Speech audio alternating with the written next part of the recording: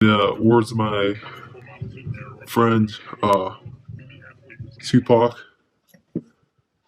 ain't no time for surprises, bitch. Okay, so today we'll be reviewing the movie Saving Private Ryan.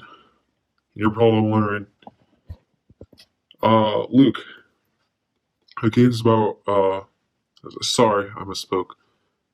That movie's about World War II. Well, honestly, how I saw the movie, it was more World War II. It was really bad. And I'm going to tell you guys why.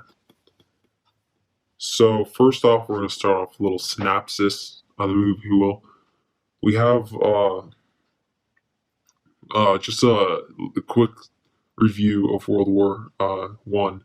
So there was this man named Hitler. He rose to power in a country called Germany, which many of you might know of because it is one of the countries in Europe. And um, they weren't really happy because would you be happy if you were next to France? I didn't think so either. So,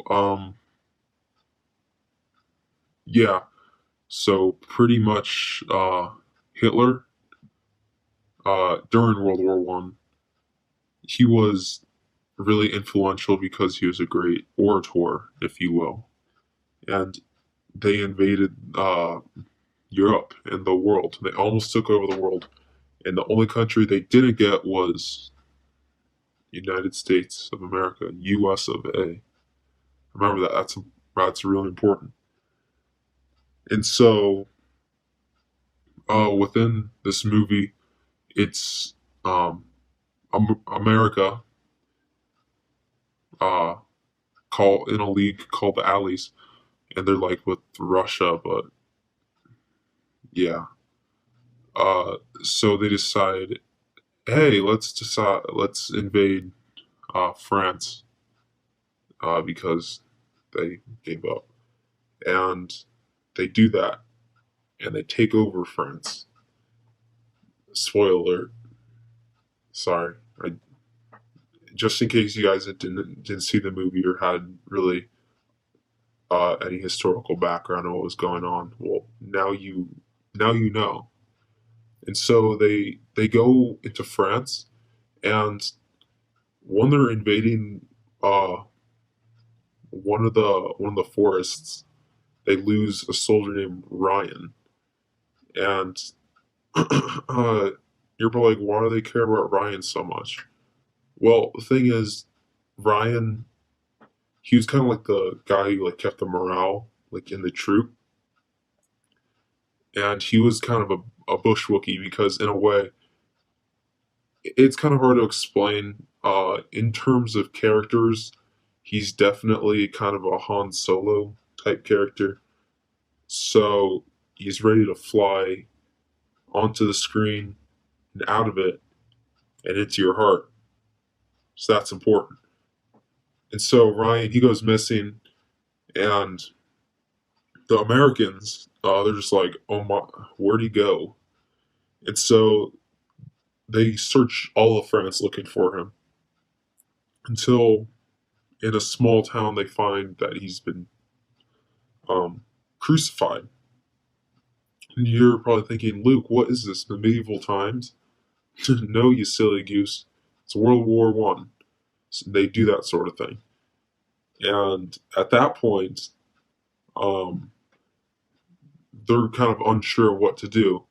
So, like, they try to shoot the Nazis uh, because back then they didn't really have tanks or anything. Like today, you would think, oh, we can invade a country with airplanes, but no. Back then, they really only had swords and just single shot rifles, and so it's just absurd for you to think that. And just building off of that point, from there they they take Ryan down from the cross, and 3 days later, he actually comes back to life. And so there's your synopsis of the movie. For that, I'd give it maybe a 1 out of 5 stars. And this is where I'm salty. I'm done playing. This movie was picked as a better choice. I'm not gonna start this Legoland thing again. I'm not. I'm gonna. I can't. They picked that over the Lego movie. I I just can't even begin to fathom the stupidity that went behind that decision. I really am really cynical of your ability to think at this point. Like, sometimes I wish that you guys were in that movie, you the Academy, so you all get shot on the beach. I'm sorry, I didn't mean to be crass. I just don't know. I put a lot of faith into the Lego movie, and I don't like how it was flushed down the drain and just kind of ignored again for the second year straight. How can Saving Private Ryan win it? I'm not sure.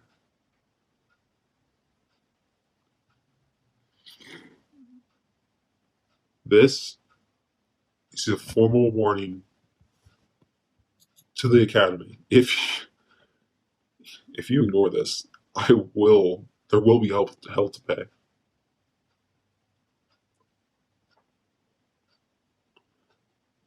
I know where you live. I know where you work. I know you. And I'm looking straight into your soul right now. Reverse your decision, or